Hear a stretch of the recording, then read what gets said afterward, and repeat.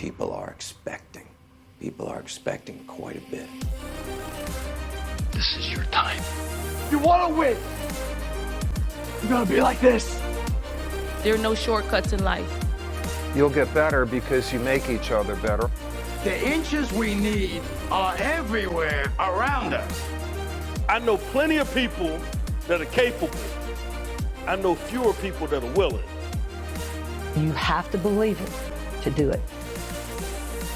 Now, what are you gonna do?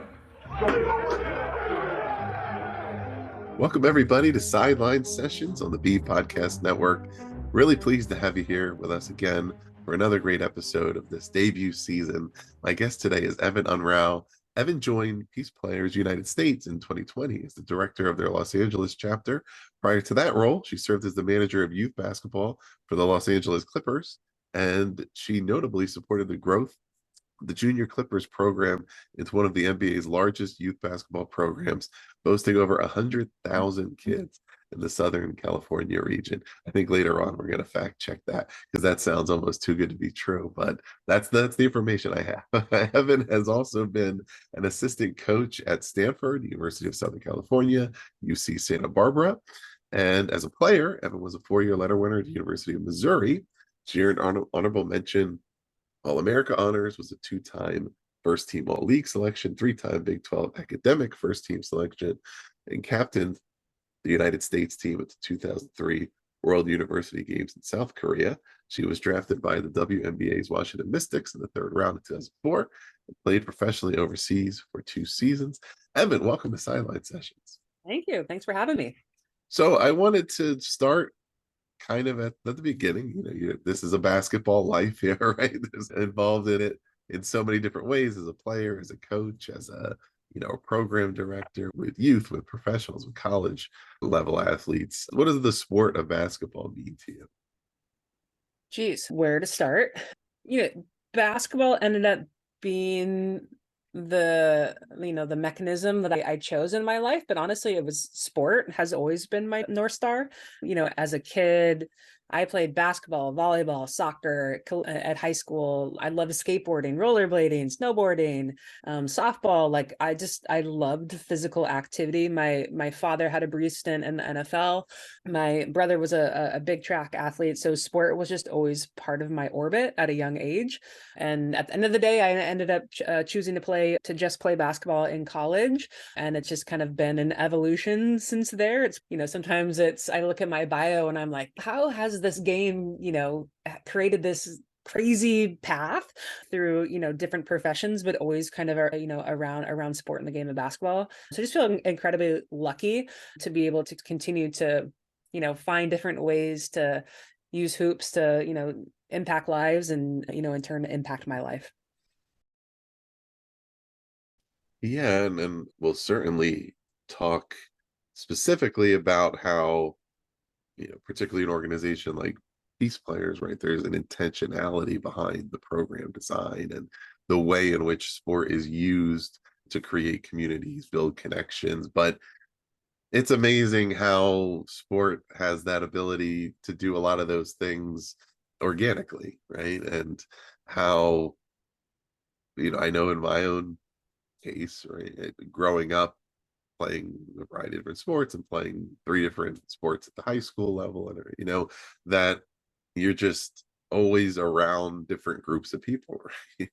And it's the kids who may not be in the same class as you at school, or but you just are used to being around diversity and that type of there's a unique type of community created around a sports team, and the way that everybody's kind of going through challenges together and working toward a common goal and all those things, and you almost don't realize it until later when you kind of look back, and especially I know as you go through different phases and stages of life, you have to think in different ways about how to make sure to plug in and create new communities because they stop happening organically.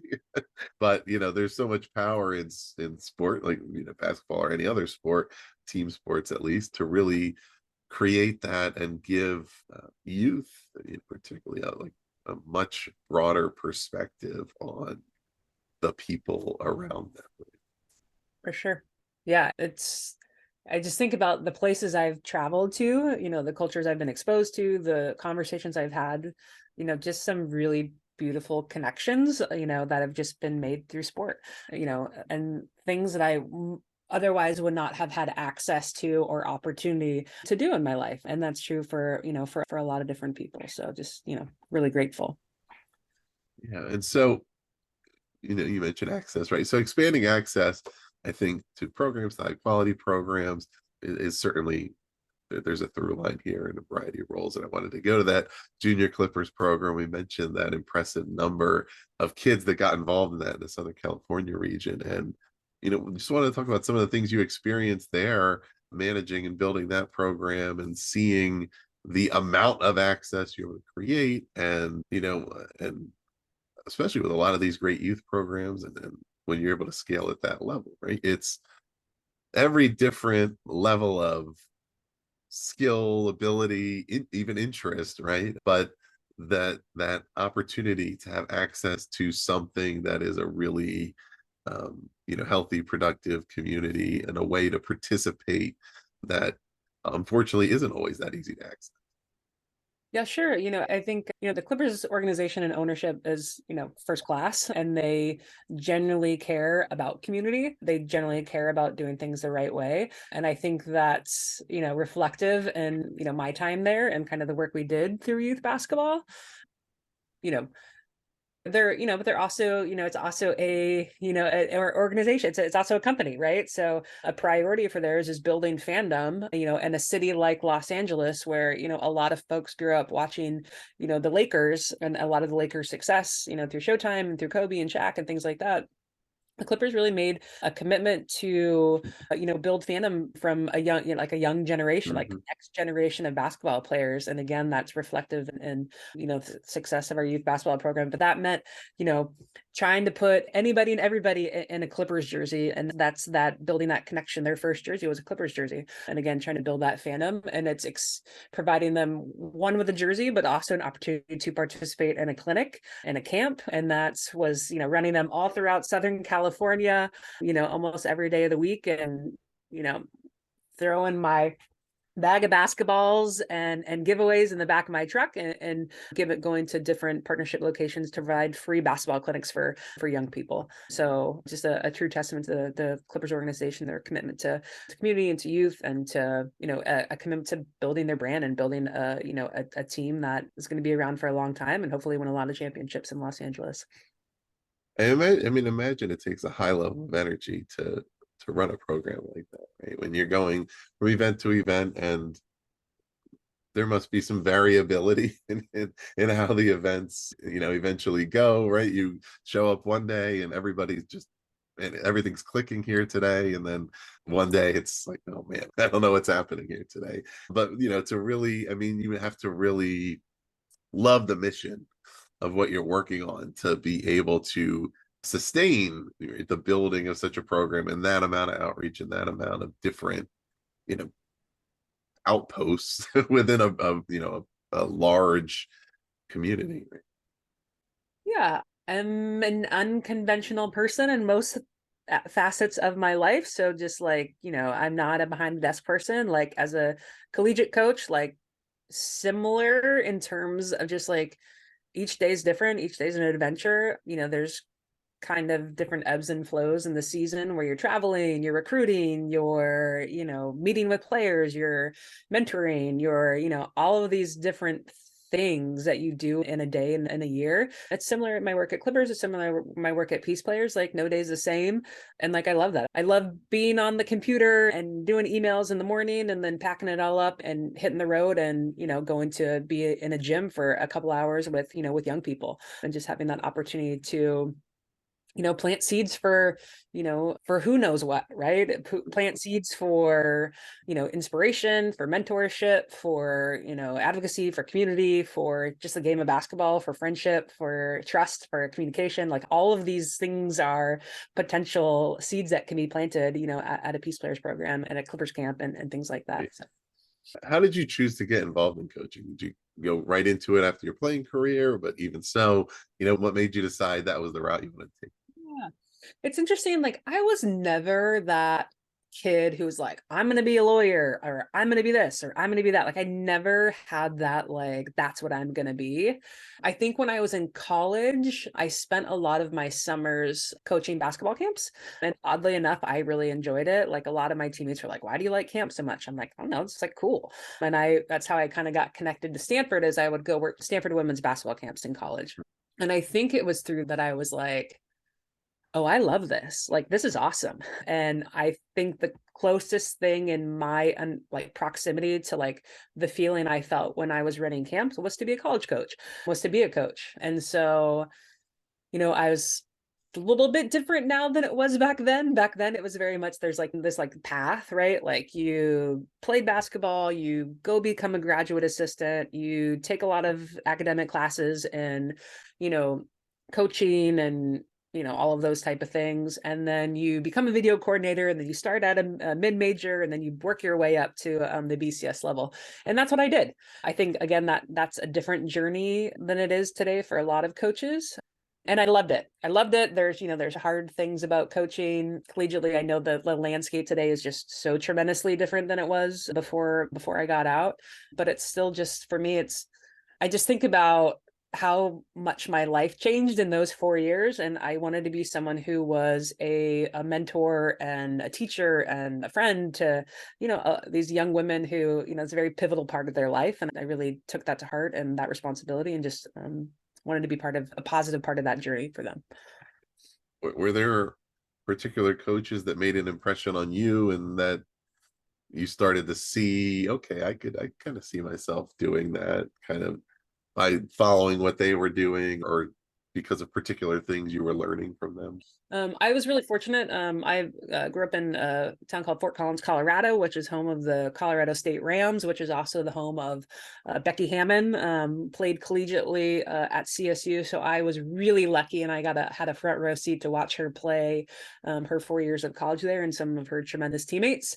And then to be able to go on and see her, her playing career, coaching, in NBA, and now with her, working at the Aces and winning two championships has been pretty special. I was a massive 96 USA women's basketball team follower. I still have my Sports Illustrated with the team and a plastic Ziploc bag that I have had since I was a little kid that I carry around. So the players on that team, Tara Vanderveer was the head coach there. She's now the Stanford women's basketball coach.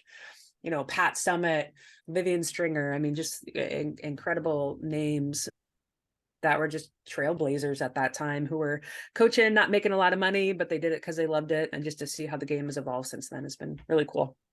Yeah, I mean, it seems like it's happening a lot faster now, right? Like, for a long time, the progress was slow, but women's basketball, particularly the college level and WNBA, is really gaining a lot more prominence and notoriety. The athletes are getting a lot more recognized. Some of the great coaches, like you said, there have been great ones for a lot of years, but now there's a lot more of them that are more well known for what they're achieving. And the competition across a much greater number of schools, particularly college level, there's no longer that one or two dominant programs. It's really the opportunity to build something new, the same way that it would have been done in other sports at other times, right? Before they became the powers, they were also just starting out. And it is impressive to see that happening. So I want to get to what you're doing now with PeacePlayers, and you're in PeacePlayers US, and it certainly goes back to where we started that conversation about access, impact, intentionality behind designing programs that are delivered through sport, but that there's a lot of other goals in mind, right? And a real plan to achieve those goals. I'm sure some of our listeners maybe know about PeacePlayers, but others won't. Would love for you to kind of give an overview of what the organization is, one, and the way that you work, and some of the goals and the mission through basketball that you're working toward. So Peace Players International has been around for over 20 years and started in Durban, South Africa in 2001, which is this idea that like kids that play together could learn to live together. And really that was kind of a spark for this movement and growth. So South Africa, the Middle East, Northern Ireland, Cyprus, so working in conflict or post-conflict communities, we're using basketball to bring communities of kids together and bridge some of the cultural, religious, racial divides that have, permeated those communities for years. In 2017, Nike had, wanted to help bring Peace Players to the United States. So now we have Brooklyn, Baltimore, Detroit, Chicago, and Los Angeles was the last to be added. So really new in terms of like a nonprofit landscape in our work in the US. And again, it's really centered on a little bit different than in international, just really focused on, equity and access and leadership and, creating like a movement of youth leaders, Peace Players youth leaders that are connected through various Peace Player initiatives where it's, yes, I'm doing work in Los Angeles, but I am connected to my teammates in the other cities, and our kids are going to have opportunities to meet each other and learn from each other and build community and just build, world awareness, when they have the opportunity to sit across from a young person they might not ever have a chance to speak with from a different city or a different country. So that's kind of international and the US. Really cool. I mean, I got exposed to Peace Players in 2014. I was kind of in transition and coaching, and I was going to be a fellow in the Middle East. And I was like packing my bags ready to go. And, at a lesser scale, war broke out. So they shut the program down and just got asked like, hey, do you want to come to Cyprus and, be our VIP for this camp? And I was like, well, one, what's Cyprus? Like, I don't know what that is. So I've since been there many a times, and yeah, just was my first, I just remember being at this camp in Cyprus, which is just beautiful. And it was the end of a long day and it's hot and we're sweaty. And the coaches were, sitting on plastic chairs in a circle, just talking. And then, just kind of seeing the young people similarly, playing some kids game. But it was a Palestinian sitting next to a young man from South Africa, sitting next to, a Protestant kid from Northern Ireland, sitting next to, some kid from America. And it was just kids being kids, just really beautiful. So just a really cool organization. Are there certain changes you've observed or navigated in the few years that you've been with the LA program? 2020, of course, interesting year to join with everything that was happening that year, and then the years since. What's been happening and evolving out there? Sure. I mean, it's like I said, we're really young and we're still growing and testing and piloting and figuring out, where we should be, who we should be partnered with, what are we doing? Why are we doing it? Like, I mean, there's just a lot of things that you're constantly thinking about, in the work and in the work that we do. So it's been a lot of change. I think when I first started, it was just right at the tail end of the pandemic and we didn't have any partnerships. So I think a priority for us was like just finding folks that were, our missions aligned, who were interested in what we did, who were interested in bringing us to their space and working with the young people. And we piloted a lot of different programs in a lot of different places. And we were, hustling and in a different gym every day, sometimes a couple of different gyms in a day. And we did that for a couple of years. And it's really allowed us to make informed decisions about like what worked, what didn't work, what aligns with what we're doing nationally, what aligns with what we're thinking about internationally. So, and we're still in that process. So it's, it's been a lot of fun. It's been challenging, but just, I know for me, just incredibly proud of the work that we've done in the last few years. And I'm excited and energized and eager to just kind of see what's next for the next few years for us. Cause, Peace Players it's a beautiful organization. It's got incredible people in it. And I just think the world of the organization. Yeah, where are your participants coming from? Your student athletes. So what's their background and familiarity with the sport of basketball, or otherwise, what does your outreach look like, or are they kind of coming to you? How's that all happening? Yeah, so we heard it said before that, partnership is our secret sauce by a very smart woman named Nicole Whiteman, who's the, CEO of the Dodgers Foundation. And that's kind of how we roll. It's all about partnerships. For us, we work in South Los Angeles. So we have two programs. We have a program called Peace League and a program called LDP, which is Leadership and Development Program. Our Peace League program is for middle school age kids, and it's really just introducing them to the game of basketball, introducing them to some of our core values, and just creating a safe space for kids to play and to learn the game, to have fun and to move. And then our LDP program is for high school age kids and middle school age kids, and that's in Los Angeles. It's a female identifying program. So gender equity is a priority for Peace Players, specifically in the United States and for LA. We've had a lot of success with our work with young ladies. So we've kind of doubled down on that and created some programs specific to young women. Yeah. So those are kind of our two primary programs and where we're working here. Do you have specific goals that you're working toward within the LA program? Are they primarily shared goals across, or kind of certain ones that you're kind of setting and working toward? Yeah, it's, the 5 US cities, we are all autonomous, but we're all interconnected.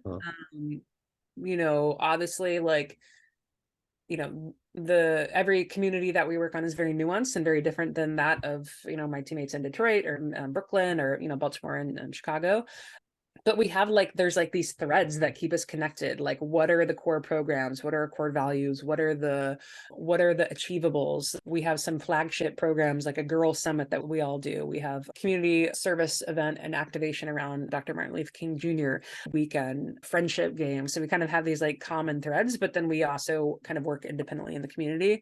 I think for us, it's important to have really run really good programs, right? Like, you can do all these other things and say you do all of these other things, but for me, it's a priority to have, every single day that we show up, we know that those kids are going to have a great experience. And part of that's having really good people on your team delivering that program. So, that's a goal, is to continue to keep our talent and retain new talent, to help us, expand our reach. It's creating sustainable programs. I think it's really easy sometimes to grow fast, and then you realize, the quality of our program has gone down. Do we have enough funding for this?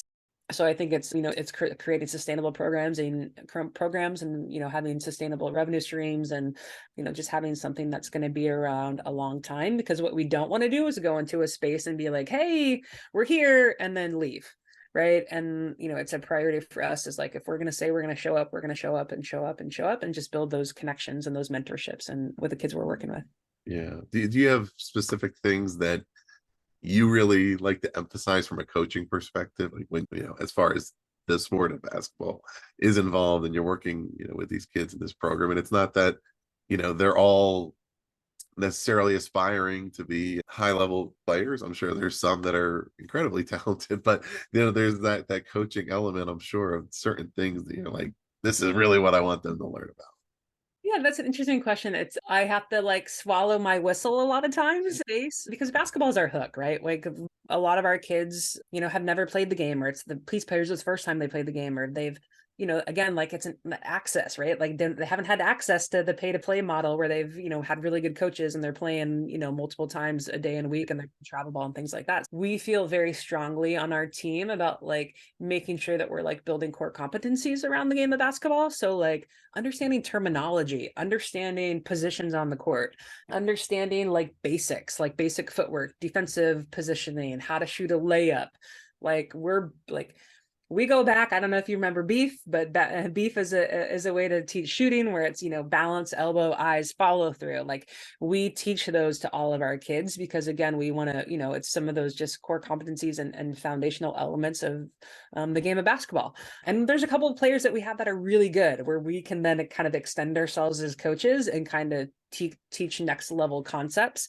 But again, basketball is our hook, so we're not going crazy with the travels and the double dribbles and the things like that. So yeah, are there things that these few years working in this program, and the things that make it unique from other environments in which you've worked and coached, that it's taught you about yourself?